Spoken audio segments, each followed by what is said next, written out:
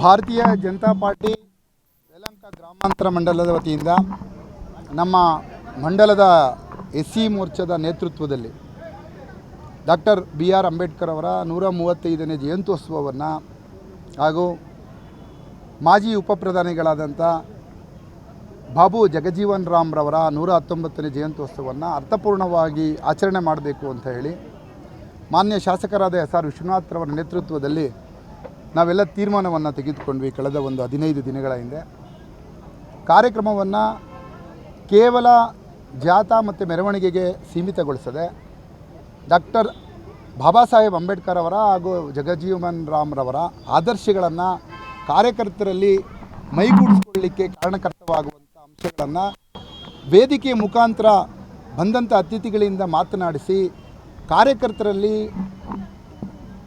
ಏನು ಅಂಬೇಡ್ಕರ್ ಅವರ ವಾದಗಳಿದೆ, ಅಂಬೇಡ್ಕರ್ ಅವರ ಶ್ರಮ ಇದೆ, ಈ ಭಾರತವನ್ನು ಕಟ್ಟೋದರಲ್ಲಿ ಸಂವಿಧಾನದ ರಚನೆಯಲ್ಲಿ ಅವರ ಶ್ರಮ ಏನಿದೆ, ದೀನ ದಲಿತರ ಉದ್ಧಾರಕ್ಕೆ ಅವರ ಶ್ರಮ ಏನಿದೆ, ನಾವು ಭಾರತೀಯ ಜನತಾ ಪಾರ್ಟಿಯ ಕಾರ್ಯಕರ್ತರಾಗಿ ನಾವು ಯಾವ ರೀತಿ ಕೆಳವರ್ಗದ ಜನಗಳ ಜೊತೆ ನಡ್ಕೊಳ್ಬೇಕು, ಯಾವ ರೀತಿ ಅವರನ್ನು ನಾವು ಮುಖ್ಯವಾಹಿನಿಗೆ ತರಲಿಕ್ಕೆ ಯಾವ ರೀತಿ ನಾವು ಶ್ರಮ ಹಾಕಬೇಕು, ತನ್ಮೂಲಕ ಭಾರತೀಯ ಜನತಾ ಪಾರ್ಟಿಯನ್ನು ಬಹಳವಾಗಿ ಯಲಹಂಕ ಕ್ಷೇತ್ರದಲ್ಲಿ ಬೆಂಬಲಿಸ್ತಿರ್ತಕ್ಕಂಥ ದಲಿತ ಸಮುದಾಯ, ಹಿಂದುಳಿದ ವರ್ಗದ ಸಮುದಾಯ ಏನಿದೆ ಅವರ ಹಕ್ಕುಗಳಿಗೆ ನಾವು ಯಾವ ರೀತಿ ಮನ್ನಣೆ ಕೊಡಬೇಕು, ಮತ್ತು ನಾವು ಅವರನ್ನು ಮುಖ್ಯವಾಹಿನಿಯಲ್ಲಿ ತರೋದಕ್ಕೆ ನಾವು ಕೈಗೊಳ್ಳಬೇಕಾದಂಥ ಕ್ರಮಗಳೇನು, ಈ ಎಲ್ಲ ಒಂದು ಸಂದೇಶವನ್ನು ಕಾರ್ಯಕರ್ತರ ಮಟ್ಟದಲ್ಲಿ, ಮುಖಂಡರ ಮಟ್ಟದಲ್ಲಿ ಕೊಡಬೇಕು ಅನ್ನೋ ಒಂದು ಉದ್ದೇಶದಿಂದ ಈ ಕಾರ್ಯಕ್ರಮವನ್ನು ಭಾಳ ಅರ್ಥಪೂರ್ಣವಾಗಿ ಮಾಡಿದ್ದೀವಿ.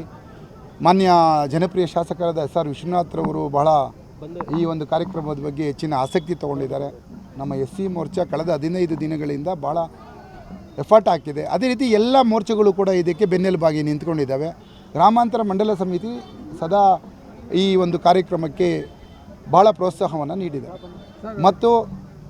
ಮತ್ತು ಈ ಕಾರ್ಯಕ್ರಮದ ಮುಖ್ಯ ಭಾಷಣಕಾರರಾಗಿ ಬಂದಂಥ ಫೈರ್ ಬ್ರ್ಯಾಂಡ್ ಸ್ಪೀಚರ್ ನಮ್ಮ ಕರ್ನಾಟಕದ ಪ್ರಖರ ವಾಗ್ಮಿಗಳಾದಂಥ ಶ್ರೀ CT ರವಿಯವರು ಭಾಳ ಅತ್ಯುತ್ತಮವಾಗಿ ಮಾತಾಡಿದ್ದಾರೆ. ಒಂದು ಜನಗಳ ಮನಸ್ಸಿನಲ್ಲಿ ಅಂಬೇಡ್ಕರ್ ಚಿಂತನೆಗಳನ್ನು ಜಾಗೃತಗೊಳಿಸಿದ್ದಾರೆ. ಹಾಗಾಗಿ ಅವರಿಗೆ ನಾವು ಅನಂತ ಧನ್ಯವಾದಗಳನ್ನು ಅರ್ಪಿಸ್ತೀವಿ.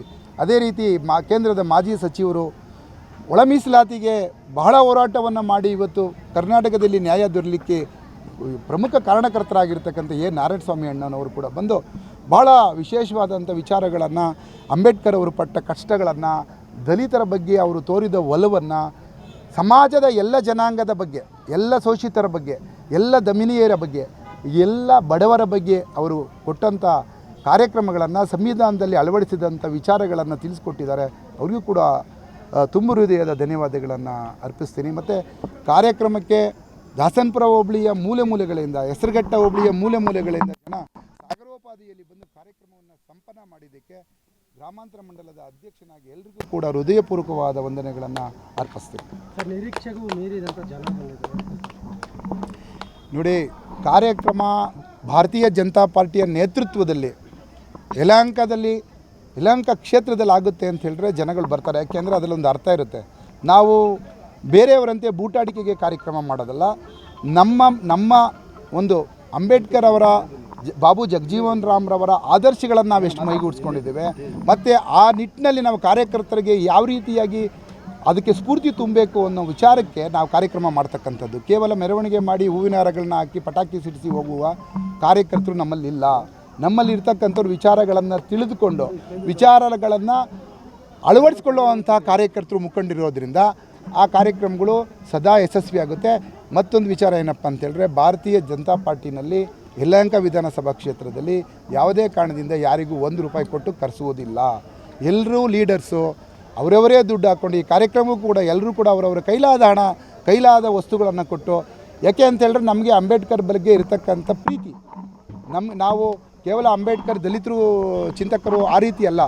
ನಾವು ಬುದ್ಧ ಆಗಲಿ, ಬಸವ ಆಗಲಿ, ಅಂಬೇಡ್ಕರ್ ಆಗಲಿ, ಕೆಂಪೇಗೌಡ ಆಗಲಿ, ಕನಕದಾಸ ಆಗಲಿ, ವಾಲ್ಮೀಕಿ ಆಗಲಿ, ಅವರೆಲ್ಲ ದೇವಮಾನವರುಗಳು. ಅವರಿಂದ ನಮಗೆ ಸಮಾಜಕ್ಕೆ ಇವತ್ತು ಭಾರತ ಒಕ್ಕೂಟ ವ್ಯವಸ್ಥೆಯಲ್ಲಿದೆ ಅಂತ ಹೇಳಿದ್ರೆ ಅವರ ಕೊಡುಗೆಗಳು ಅಪಾರ.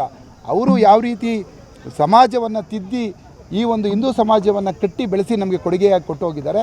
ಭಾರತೀಯ ಜನತಾ ಪಾರ್ಟಿ ಕೂಡ ಹಿಂದೂ ಸಮಾಜದ ವಿಚಾರಧಾರೆಗಳನ್ನು ಮುಂದಿನ ಸಮಾಜಕ್ಕೆ ಬಳುವಳಿಯಾಗಿ ಕೊಟ್ಟು ಹೋಗೋದೇ ನಮ್ಮ ಮುಖ್ಯ ಗುರಿ. ಹಾಗಾಗಿ ಕಾರ್ಯಕ್ರಮ ಯಾವಾಗಲೂ ಯಶಸ್ವಿ ಆಗುತ್ತೆ.